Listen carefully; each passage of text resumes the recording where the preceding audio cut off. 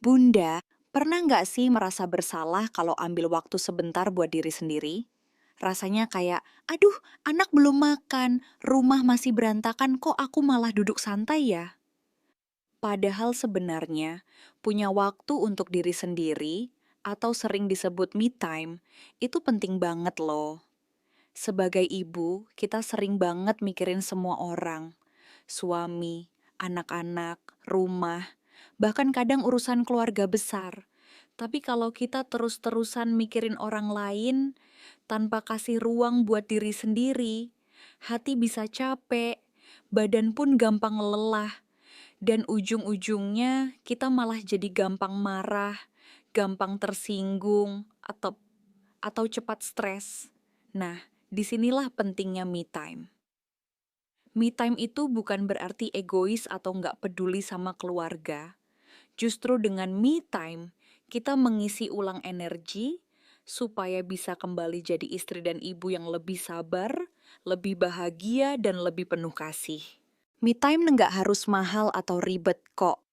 Contohnya, duduk sebentar sambil minum teh hangat tanpa gangguan. Atau baca buku favorit, nonton drama sebentar, merawat diri dengan luluran di rumah, atau sekadar jalan sebentar keluar rumah untuk menghirup udara segar.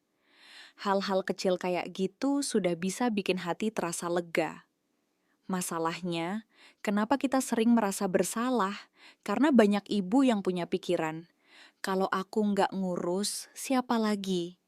Atau masa aku istirahat padahal kerjaan rumah belum selesai? Padahal bunda, kerjaan rumah itu nggak ada habisnya.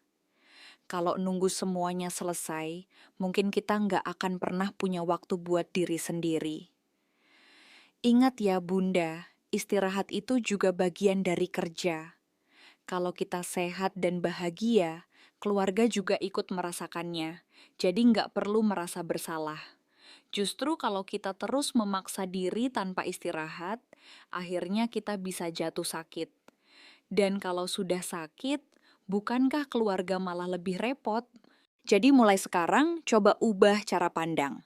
Nikmati me time sebagai hadiah kecil untuk diri sendiri, bukan sebagai sesuatu yang salah. Kalau perlu, komunikasikan dengan suami atau anak. Misalnya bilang, Mama butuh waktu sebentar ya, nanti setelah itu Mama lanjut lagi. Biasanya mereka bisa ngerti kok. Bunda, kita ini juga manusia, bukan robot.